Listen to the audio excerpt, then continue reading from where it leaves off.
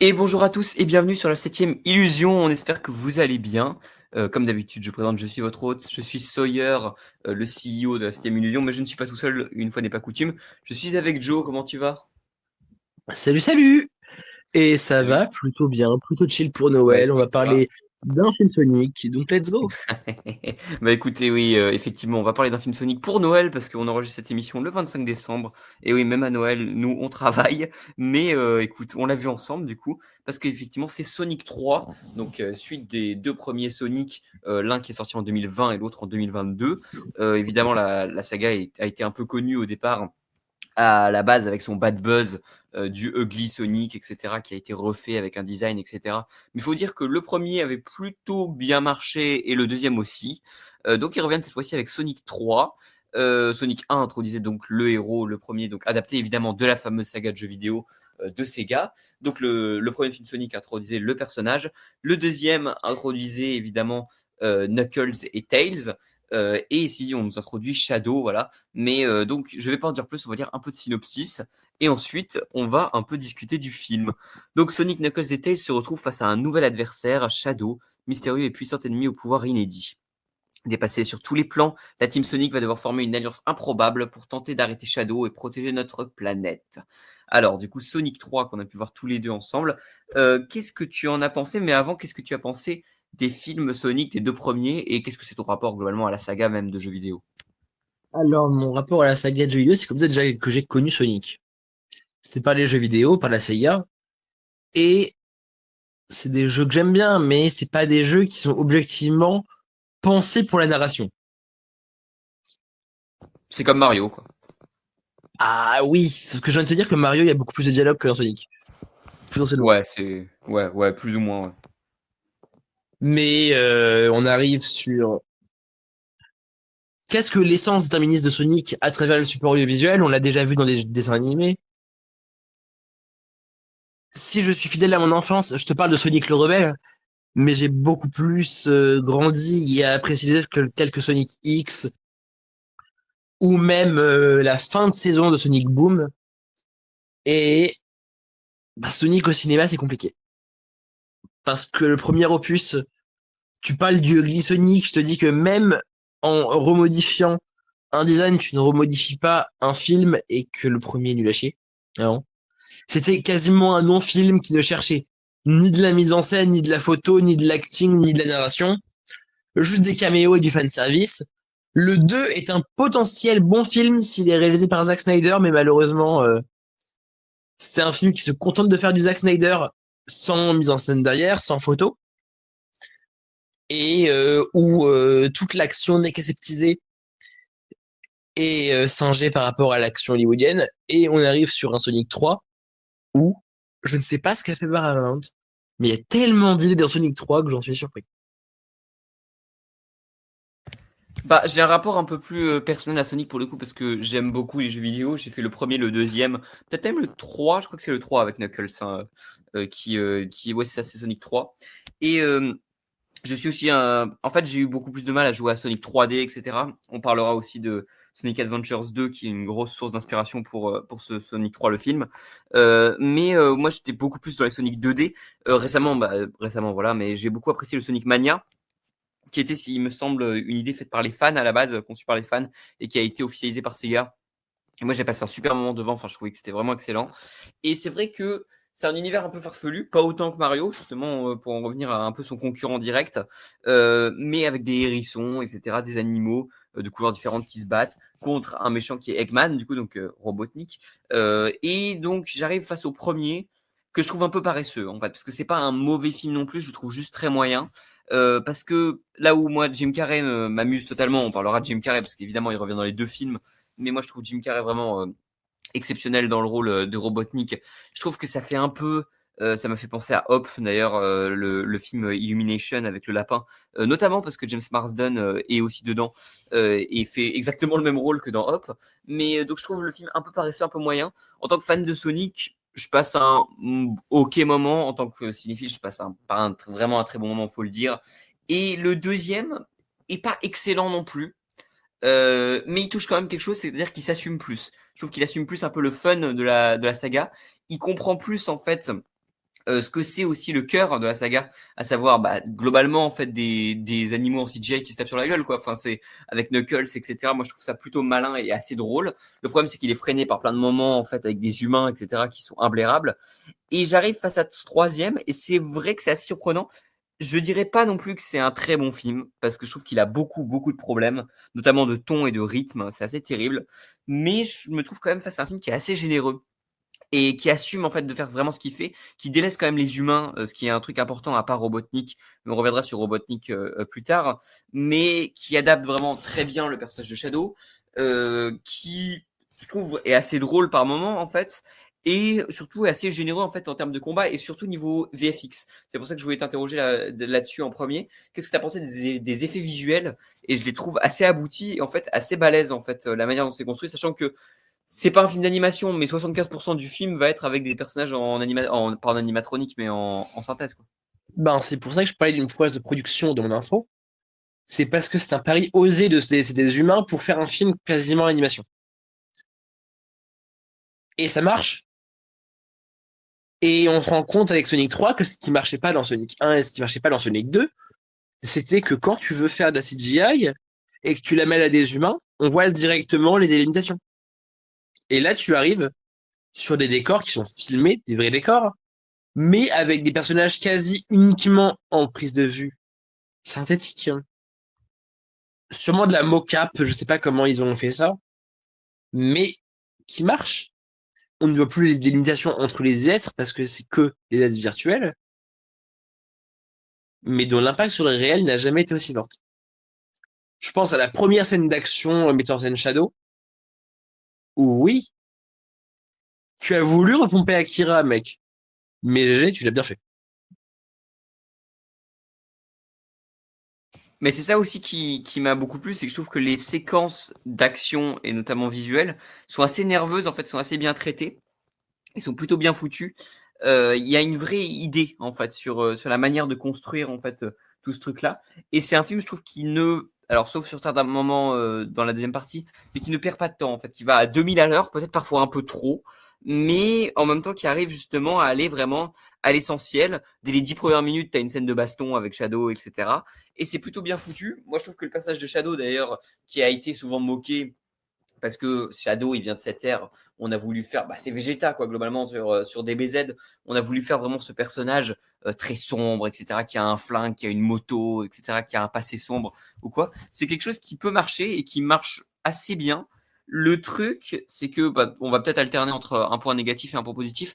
Je trouve que le film a un problème de ton.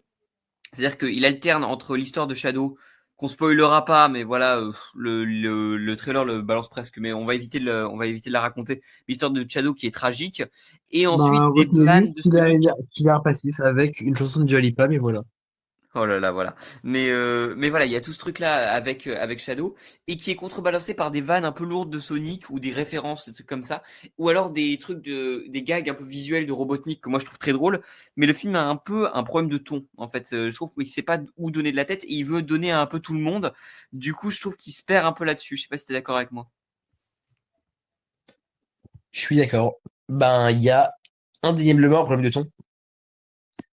J'adore Carré, et donc voir deux Jim Carrey qui t'expliquent face caméra que, oh mon Dieu, ce sont deux personnages joués par le même acteur. Vas-y, on va pardonner ces Jim Carrey. Mais ça nique tout le passé tragique de Shadow.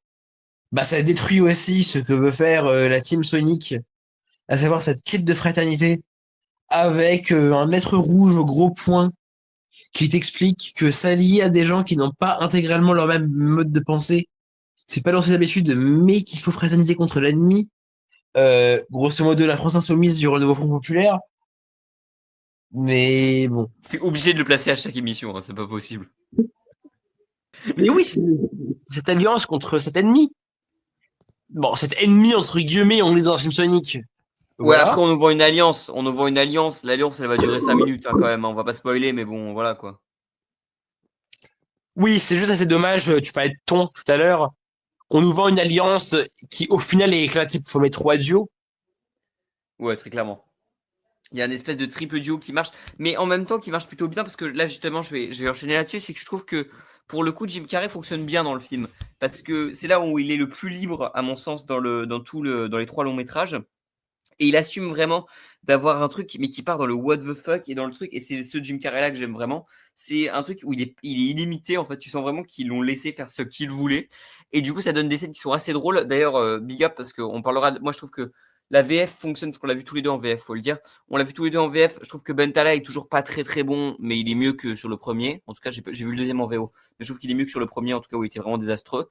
Par contre, Curtil, qui reprend Jim Carrey du coup en VF, là, pour le coup, est vraiment super parce que il joue le Jim Carrey classique sur Robotnik, mais évidemment, il y a le grand-père de Robotnik qui est là. Pour le coup, ça c'est dans le trailer, et il fait la VF de Kronk globalement pour faire le grand-père, et ça marche plutôt bien. En fait, il y a un décalage qui se crée. Il y a un côté what the fuck, du coup, qui marche pas avec le ton, mais qui est assez divertissant. C'est ça le paradoxe en fait de ce film-là.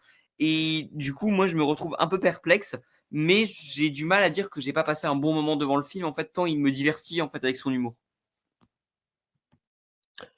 Non, mais je vais être d'accord avec toi. Bah, Curtil est quasiment devenu un auteur de VF. Je ne sais pas s'il est directeur artistique dessus, parce que j'ai vraiment l'impression, comme toi, de voir ces personnages de l'univers de Sonic qui sont doublés tous par leur doubleur d'origine, si ce n'est Shadow et si ce n'est Sonic. Mais de voir cette royauté un peu débile de Kronk qui affronte The Mask, c'est un peu jouissif. Bah, ça marche plutôt bien et surtout le film assume Mais ce vraiment qui un marche côté pas, avec les trucs de ce genre Eggman de, et quoi. c'est le duo, quoi. C'est que Knuckles dans ce film est devenu un peu inutile, si ce n'est pour un gag final. Bah, c'est le problème du film. Ça, c'est le problème du film, c'est que je trouve qu'il a Donc un on gros veut problème faire des où duos, donc il délaisse complètement. On va mettre Tails en Ouais. duo avec le Love Interest chelou de Robotnik. On va te mettre Sonic en duo avec Eggman et, et Shadow en duo avec j'ai oublié son nom, le grand-père de Avec Robotnik, Gérald Robotnik, je crois que c'est ça, ouais. Gérald Robotnik, qui seront en duo pour au final une comédie de situation qui ne soit pas assumée jusqu'au bout, pour finir en un film d'espionnage qui ne sera pas assumé jusqu'au bout, pour finir sur un gros plaisir régressif d'action. Bah, c'est ça le problème, Mais c'est que c'est un peu un plaisir régressif, en fait. C'est un peu le truc, c'est que le film fonctionne sur certains aspects, et en même temps, tu sens qu'il a un problème de ton sur beaucoup. C'est-à-dire que il y a plein de moments qui me font vraiment beaucoup rire, et en même temps, il y a plein de tons où en fait chaque scène ressemble un peu à un film différent. Moi, je suis très diverti par la première partie à Tokyo. Je trouve que la deuxième à Londres est un peu longue, mais fonctionne pour ce qu'elle est. Et voilà, en fait, en gros, par contre, je trouve vraiment les effets spéciaux impressionnants. On n'a pas énormément de choses à dire, donc je pense qu'on oui, va vite passer en partie spoiler. Mais voilà, je trouve que c'est un film qui est assez divertissant malgré ses énormes problèmes. Et c'est pas un mauvais divertissement, pour le coup. Je trouve vraiment que j'ai passé un bon moment, malgré ses faiblesses qui sont quand même indéniables.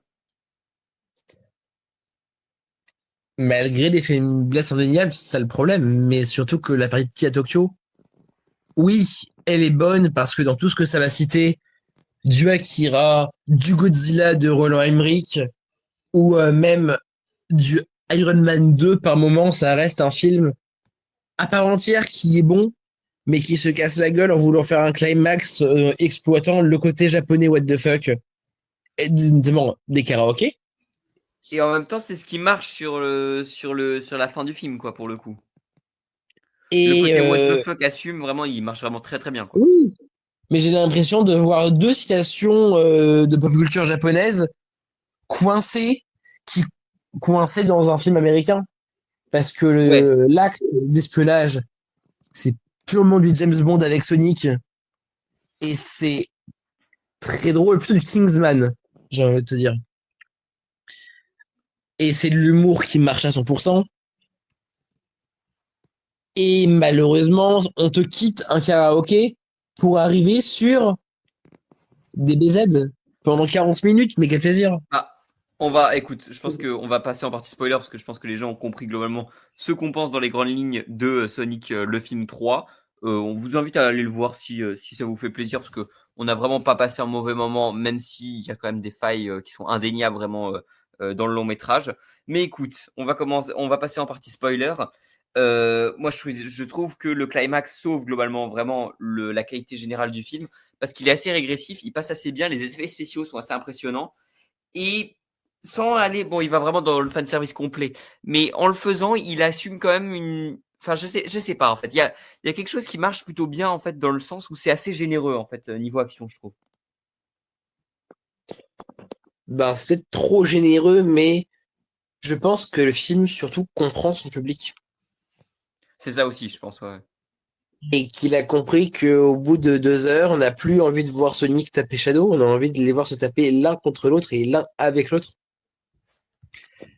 Et le film arrive à un point où je trouve que l'animation américaine a été détruite par un film qui s'appelle Spider-Man Across the Spider-Verse. On en avait parlé avec Albator sur l'épisode de Klaus. Et il y a un plan qui désormais a tellement marqué et détruit profondément l'imaginaire des fans d'animation, qui est deux personnages les jambes dans le vide sur une estrade devant un lever au coucher de soleil, qu'ils se sont obligés de refaire ça au plein milieu d'un combat, quoi. Bah ça marche plutôt bien. Je suis désolé, il assume vraiment son truc et c'est là où ça marche plutôt bien, c'est quand le film lâche les chiens et globalement en fait se préoccupe pas en fait de ah là il faut qu'on place ce truc ou quoi. En fait le film a un cahier des charges très lourd et quand ils s'en libèrent, il marche plutôt bien. Toutes les scènes avec Jim Mais Carrey juste le et son plan qui les grand-père jambes dans sont le vide, super.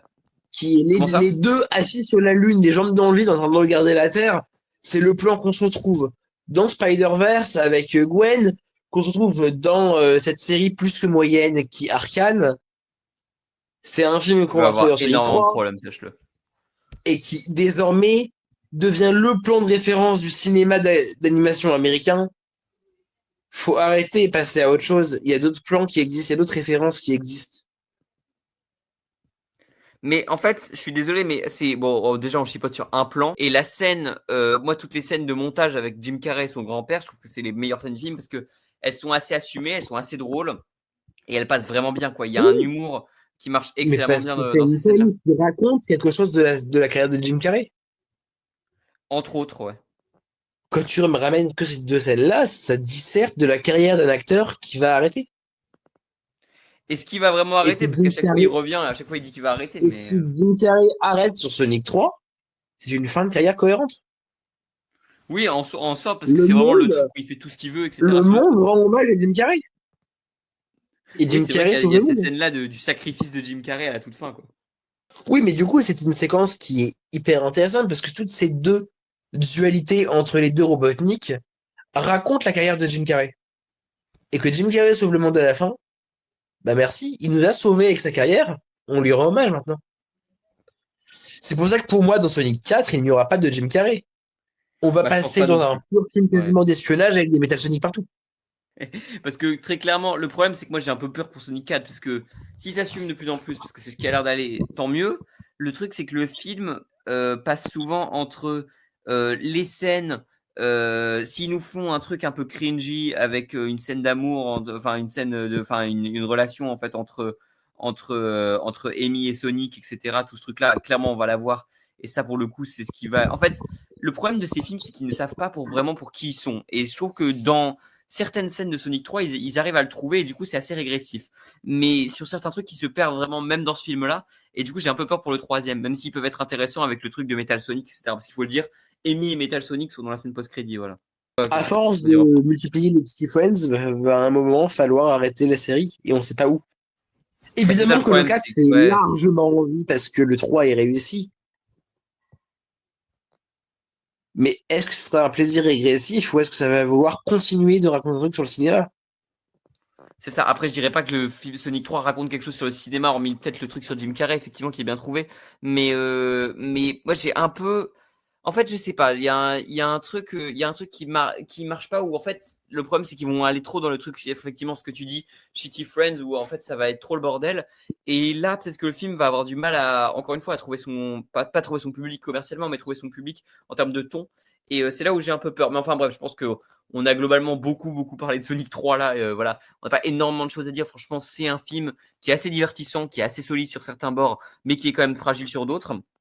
On vous invite quand même à aller le voir parce que je trouve que c'est un film quand même qui est assez divertissant, faut le dire, et qui marche plutôt bien pour ce qu'il est, même s'il a de nombreuses failles. Voilà, bah, je te laisse conclure. Mais globalement, c'est ça mon avis dans les grandes lignes. Ben, je vais te rejoindre parce que pour moi, c'est un film qui sait parler à un public. qui sait assumer un délire, qui sait construire du divertissement sans être abrutissant pour autant. Mais attention aux grandes lignes.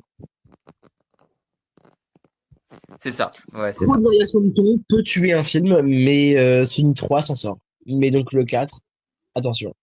We'll see, écoute, on verra en 2027, je crois. Ils l'ont annoncé déjà en plus pour pour le 2027, putain. Mais bah écoute, c'est pour la saison 6 ou 5 de la 7ème illusion, je sais pas. On parlera de Sonic 4 tous les deux. Mais en attendant, voilà, on vous souhaite de joyeuses fêtes. Merci beaucoup à toi d'avoir parlé de Sonic 3 avec moi, en tout cas. Bah, merci beaucoup, toi.